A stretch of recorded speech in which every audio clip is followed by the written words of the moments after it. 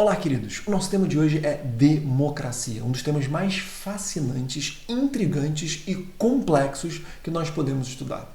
Democracia, todo mundo fala que é o governo das maiorias, mas essa é uma característica da democracia. Isso é um modelo simplista de democracia. E faz um pouco de sentido porque quem inventou a democracia foram os gregos, e para os gregos, demos significa povo. Cracia, poder. Então, democracia é o exercício de poder pelo povo. Só que falar que democracia é o governo das maiorias acaba sendo muito superficial para o conceito democrático atual, porque a democracia evoluiu muito. Só para você ter uma ideia, a noção de democracia ela se opõe, ela é antagônica à noção de autocracia, um governo que é feito para si mesmo, para apenas alguns. As grandes autocracias da história foram os regimes absolutistas, francês, por exemplo, nos ícones, os regimes nazifascistas da Europa, no pré-Segunda Guerra Mundial e durante a Segunda Guerra Mundial, e as grandes ditaduras da América Latina. Só que eu não gostaria que vocês olhassem democracia versus autocracia como se fossem simplesmente modelos opostos, ou um ou outro. Eu queria que vocês entendessem democracia e autocracia como uma lógica evolutiva, como uma lógica de escala, onde nós podemos ter regimes que são mais democráticos para um lado e regimes que são mais autocráticos para outro. Ou seja, eu não queria que vocês entendessem ou que pensassem que um país é democrático ou um país é autocrático. O país tal é uma ditadura. O país tal é uma democracia. Não. A lógica hoje é muito mais complexa do que isso. Inclusive, existe um índice, que é o Index do The Economist, que é muito interessante, que ele pega todos os países do mundo e ele traça um índice de democracia. Ele mostra qual é a evolução da democracia. Vou até mostrar para vocês quem são os principais países nesse índice do The Economist. Olha aí, ó. Viu só? Então, vocês podem ver que a Noruega, por exemplo, é vista como uma grande democracia. Mas existem outros países que não estão muito bem. Olha o Brasil como é que está nessa escala. Reparou que o Brasil tem algumas dificuldades democráticas. Tá bom, João. Então, para um país ser considerado democracia, que características ele tem que ter? Qual é a complexidade desse regime democrático? Primeira coisa é, se a democracia tem como característica básica ser o governo das maiorias, as maiorias têm que se manifestar. E a principal forma de manifestação das maiorias é por meio de eleições. Então, para que um país seja considerado uma democracia, é natural que ele tenha que ter um processo eleitoral justo, um processo eleitoral organizado, um processo eleitoral validado por grandes órgãos internacionais. Mais importante, que a população tenha condições de votar, que haja o chamado sufrágio universal, que a população exerça a sua cidadania. Então, o voto é algo extremamente importante. Mas, vamos evoluir um pouco. Imaginem que determinado representante tenha sido eleito pela maioria do povo. E aí, a partir do momento que foi eleito e como tem o apoio da maioria, ele comece a perseguir as minorias. Sob o argumento de que ele tinha legitimidade democrática da maioria da população, ele começa a praticar atos completamente ilegítimos. Imaginem, por exemplo, um caso do Brasil em que um governante de olhos castanhos decide que uma minoria da população de olhos azuis deveria simplesmente ter os olhos furados, porque olhos azuis são bonitos demais e seria insuportável para que as pessoas de olhos castanhos pudessem conviver com elas. A população de olhos azuis é uma minoria no Brasil. Será que por meio do voto eles conseguiriam se defender? O que aconteceria se uma arbitrariedade dessa maioria impusesse furar os olhos da população de olhos azuis? Isso seria um grande absurdo. Então existe um segundo viés da democracia, que além de ser um governo das maiorias, é um governo das maiorias que nunca desrespeite as liberdades, a dignidade, os direitos fundamentais das minorias.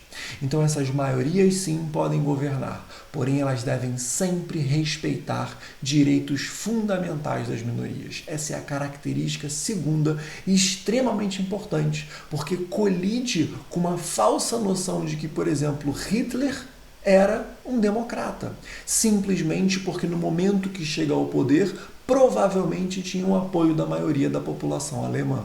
Só que, a partir do momento que ele passa a tomar medidas que afetam os direitos fundamentais, as liberdades, a dignidade de algumas minorias, como por exemplo os judeus naquele momento, obviamente aquele regime deixa de ser um regime democrático.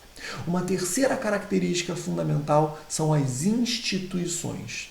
Numa democracia, as instituições democráticas, elas têm que ser necessariamente mais fortes do que o projeto de uma pessoa ou de um grupo. É natural que haja governantes que sejam mais simpáticos, porém não é possível que esses governantes atropelem as instituições. Então, mesmo que o governante esteja com muito boa vontade, ele não pode editar uma lei inconstitucional. Ele não pode atropelar as instituições. E nesse ponto, o judiciário, as Suprema Cortes do mundo, elas são muito efetivas para garantir o equilíbrio e a longevidade da democracia. Então, um único governante não pode dissolver o Congresso. Um único governante não pode editar um ato para minimizar o poder judiciário. É necessário que essas instituições sejam equilibradas para o bem da democracia. E uma quarta característica, não menos importante e cada vez mais valorizada, é o nível de participação popular. É a crença da população com o seu exercício de cidadania. E isso está vinculado ao seu conhecimento, à sua sabedoria, à forma como o povo se impõe. Se o povo tem crença naquelas instituições democráticas ou não. Se o povo acredita que a pessoa que ele vai votar, de fato, vai exercer uma função democrática. O exercício da democracia depende também de um ato coletivo popular. É claro que existem países que são bem menos crentes ao regime democrático do que outros países. E a democracia precisa dessa crença e dessa manifestação popular. E isso puxa um último gancho para a gente e importante. Tradicionalmente, a democracia, ela primeiro era exercida de forma direta, em que a população dizia quais as leis e quais os atos de governo, só que em função do tamanho das cidades, do tamanho dos países, a democracia simplesmente direta se transformou em inviável. Talvez daqui para frente, com as novas tecnologias, ela volte a ser cada vez mais viável. Mas ela foi substituída por um modelo de democracia que a gente chama de democracia representativa. Aquela em que nós, cidadãos, escolhemos pessoas, nossos representantes, para irem até a nova ágora, o parlamento ou o planalto, e exercerem o governo em nosso nome. Com uma certa liberdade, é verdade, mas representando o voto da população. Por isso, democracia representativa. O problema é que na maior parte dos países, essa democracia representativa, ela cada vez mais cai em descrédito. Cada vez mais a população desacredita que está escolhendo os seus representantes. Então surge um viés democrático que nós chamaremos de democracia participativa, em que os cidadãos devem cada vez mais serem ativos no processo decisório, seja por meio de plebiscitos, seja por meio de referendos, seja por meio de conselhos. Hoje o Brasil já tem vários conselhos de educação, por exemplo, em que os governantes não devem simplesmente tomar decisões porque representam o povo, mas sempre que tiver uma decisão muito relevante e importante, eles devem voltar à população e questionar a população se de fato é essa a decisão que a população gostaria. Essa é a lógica da democracia participativa. Um povo, um cidadão que seja mais consciente, que acredite cada vez mais na democracia, ele é cada vez mais participativo. Assim a gente começa a chegar naquela escala democrática bem mais evoluída. Quem sabe, entendendo isso, nós brasileiros conseguiremos chegar às posições como, por exemplo, os países escandinavos que vocês viram. Uma tarefa legal é vocês procurar índice de democracia da The Economist. É muito interessante vocês verem quais são os critérios e como os países evoluem. Infelizmente, o Brasil, de uns anos para cá, vem só evoluindo nas suas pontuações democráticas. E a América Latina, em conjunto, também vem decrescendo. Bem, vamos exercer a cidadania, vamos aprender cada vez mais, vamos participar cada vez mais para que sejamos um país cada vez mais democrático.